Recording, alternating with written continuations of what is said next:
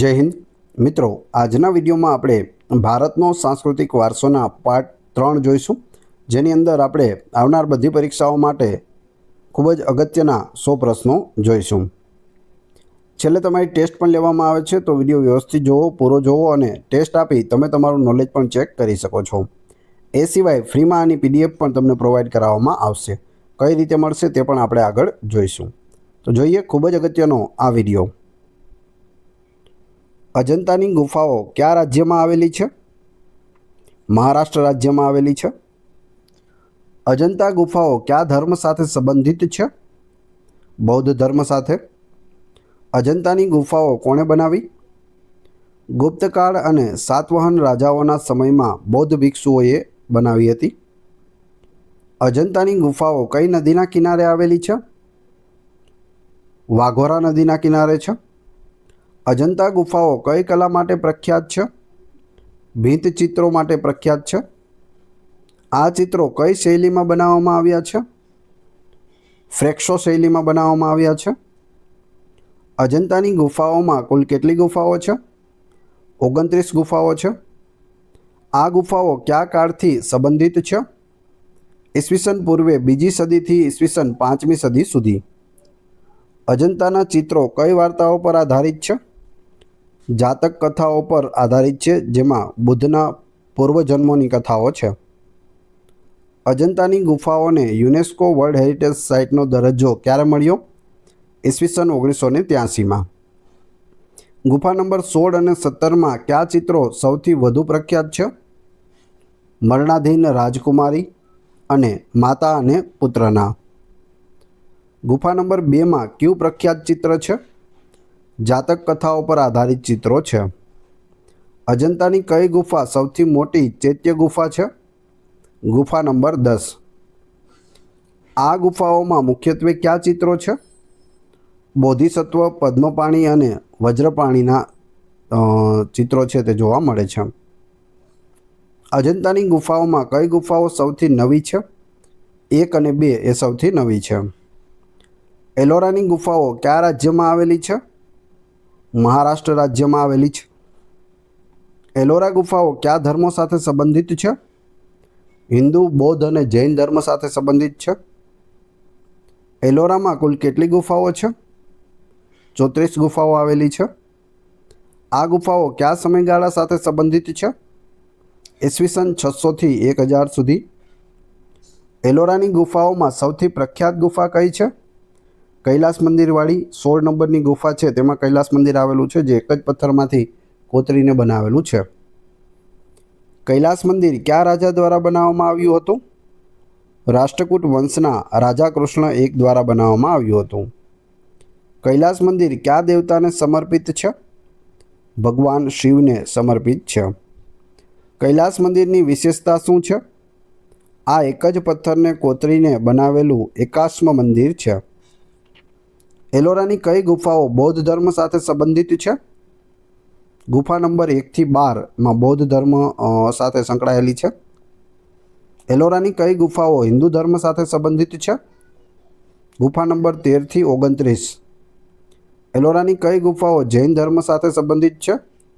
ગુફા નંબર 30 થી 34. ટોટલ 34 ગુફાઓ આવેલી છે, જેમાં 1 થી 12માં બૌદ્ધ ધર્મ વિશેની અગત્યની માહિતીઓ મળે છે.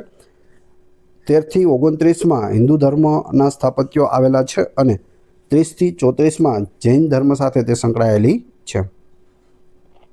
એલોરાની ગુફાઓને યુનેસ્કો વર્લ્ડ હેરિટેજ સાઇટનો દરજ્જો ક્યારે મળ્યો?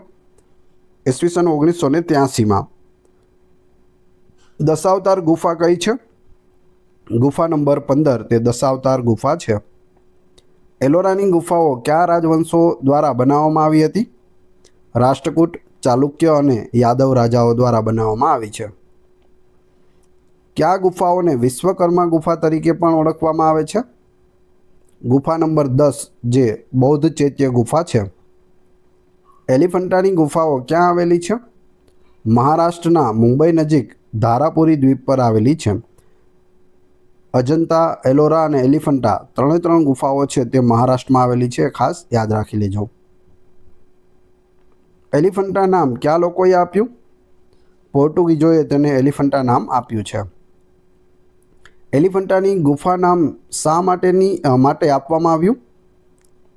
ગુફાઓના પ્રવેશદ્વાર પર હાથીની મોટી મૂર્તિઓ હતી, તેથી તેને એલિફન્ટા નામ છે તે આપવામાં આવ્યું હતું. અને બીજું પણ એવું છે કે દરિયાની વચ્ચે તે ટાપુ છે, દૂરથી જોતા તે મોટા હાથી જેવું દેખાય છે, એટલા માટે તેને એલિફન્ટા નામ એટલે કે એલિફન્ટ હાથીનું નામ છે તે આપવામાં આવ્યું છે.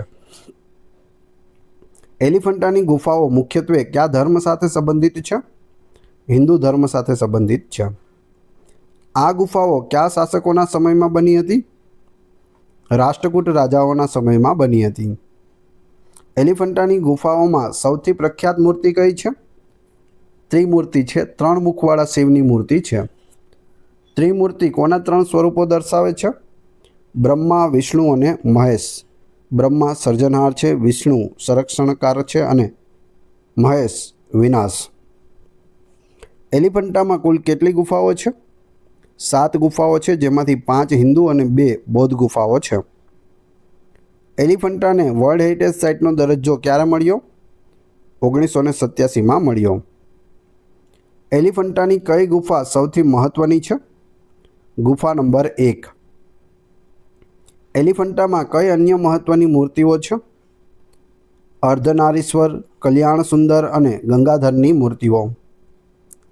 એલિફન્ટા ગુફાઓ કયા દેવતાને સમર્પિત છે? ભગવાન શિવને સમર્પિત છે. આ ગુફાઓમાં કઈ કલા શૈલીનો ઉપયોગ થયો છે? તો જવાબ આવશે દક્ષિણ ભારતીય શૈલીની પ્રેરણા સાથે રાષ્ટ્રકૂટ શૈલીનો સમાવેશ થયેલો છે. ગુફાઓ સુધી કેવી રીતે પહોંચી શકાય છે? મુંબઈના ગેટવે ઓફ ઇન્ડિયાથી ફેરી દ્વારા, એટલે કે ગેટવે ઓફ ઇન્ડિયા છે ત્યાંથી 12 કિલોમીટર દરિયામાં ગુફાઓ છે તે આવેલી છે. કઈ? એલિફન્ટાની ગુફાઓ. જે તાજ હોટેલ છે એની એક્ઝેક્ટ સામે 12 કિલોમીટર દરિયામાં છે, ત્યાંથી ફેરીમાં જઈ શકો બોટની અંદર અને ત્યાં પહોંચી શકાય છે. શું એલિફન્ટામાં ચિત્રો પણ છે?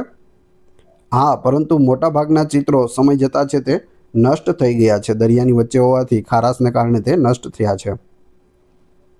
બાગની ગુફાઓ કયા રાજ્યમાં આવેલી છે? મધ્યપ્રદેશમાં આવેલી છે.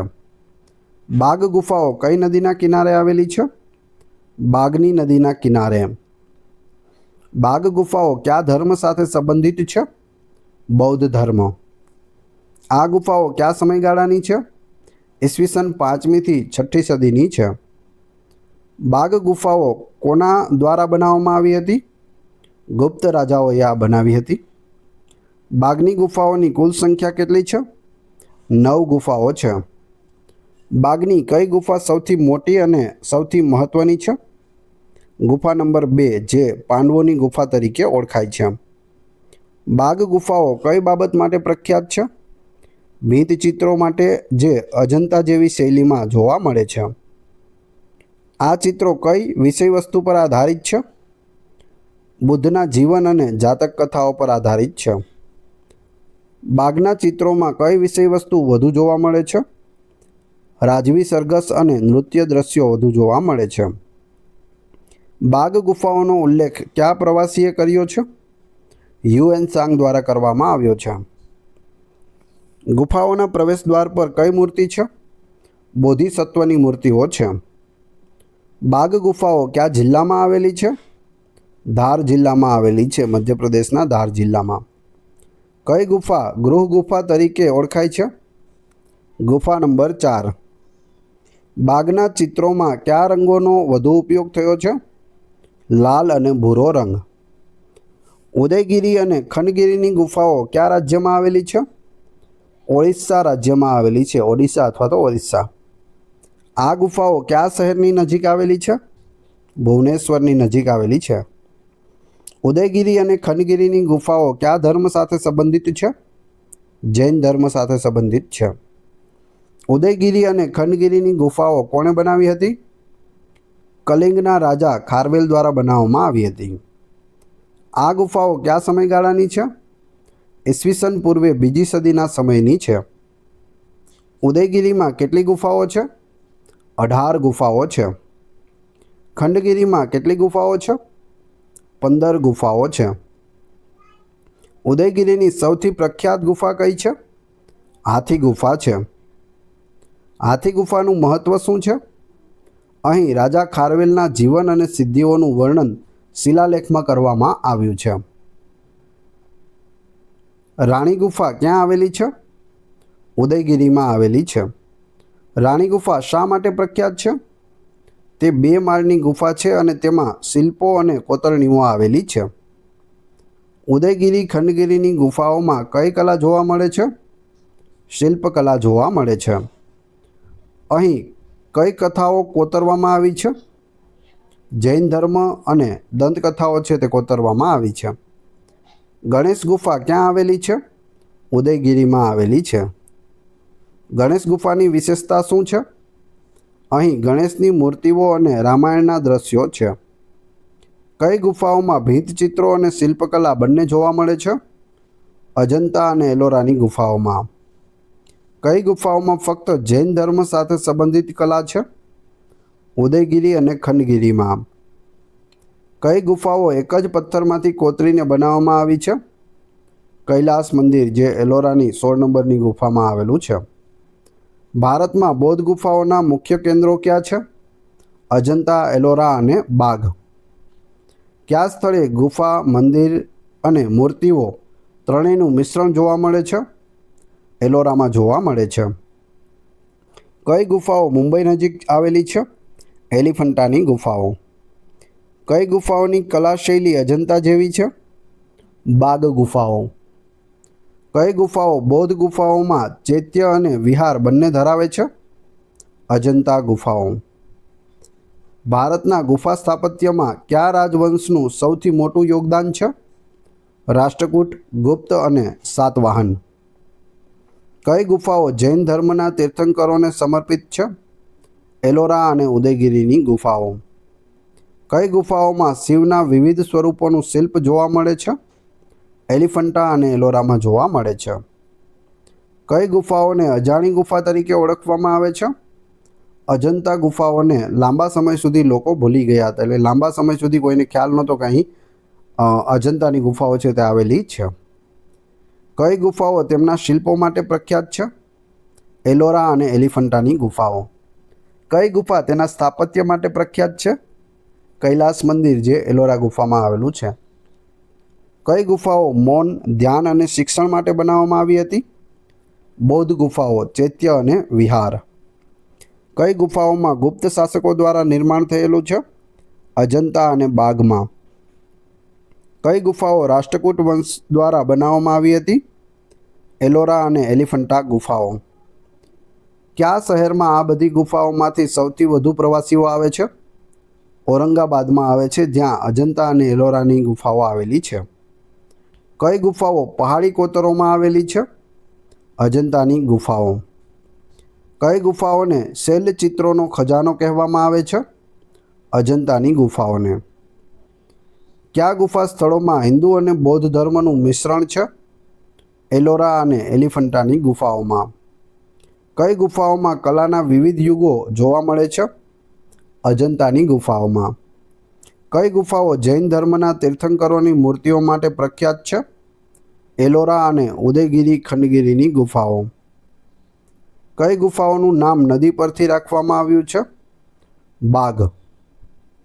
કઈ ગુફાઓ પથ્થરને કોતરીને બનાવવામાં આવેલી ભારતીય કલા અને સ્થાપત્યનો ઉત્તમ નમૂનો છે?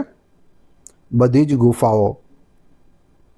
હવે તમારી ટેસ્ટ, જે આપણે વિડીયો જોયો તેમાંથી તમને અહીં પ્રશ્નો પૂછવામાં આવે છે, જેના જવાબ તમારે ક્રમશઃ કમેન્ટ બોક્સમાં આપવાના છે, જેથી તમને ખ્યાલ આવે તમને કેટલું યાદ રહે છે. એ પછી આપણે PDF વિશે પણ વાત કરીશું. વિડીયો પસંદ આવી રહ્યો હોય તો લાઇક, કોમેન્ટ, શેર અને સબસ્ક્રાઈબ કરવાનું ના ભૂલશો. આ ચેનલ ઉપર ઘણા બધા વિડીયો અવેલેબલ છે. તમે ચેનલના નામ ઉપર ક્લિક કરી વિડીયોમાં જશો તો ત્યાં તમને બધા જ લેટેસ્ટ વિડીયો મળી જશે, જે તમે જોઈ શકો છો. ટેસ્ટમાં પ્રથમ પ્રશ્ન છે, અજંતાની ગુફાઓ કયા રાજ્યમાં આવેલી છે? બીજો પ્રશ્ન, કૈલાસ મંદિર કયા દેવતાને સમર્પિત છે? ત્રીજો પ્રશ્ન, એલોરામાં કુલ કેટલી ગુફાઓ છે? ત્રણેના ક્રમશઃ કમેન્ટ બોક્સમાં જવાબ આપી દેજો. ન આવડતા હોય તો ફરીથી વિડીયો જોઈ લેજો. આ વિડીયોની ફ્રી PDF આપને ટેલિગ્રામ અને વોટ્સએપ ગ્રુપમાં મળી જશે, જેની લિંક ડિસ્ક્રિપ્શનમાં પણ આપેલી છે. આશા રાખું છું આવનાર બધી પરીક્ષાઓ માટે આ વિડીયો આપને ખૂબ જ ઉપયોગી થશે. મળીએ છીએ નવા વિડીયોમાં. ધન્યવાદ.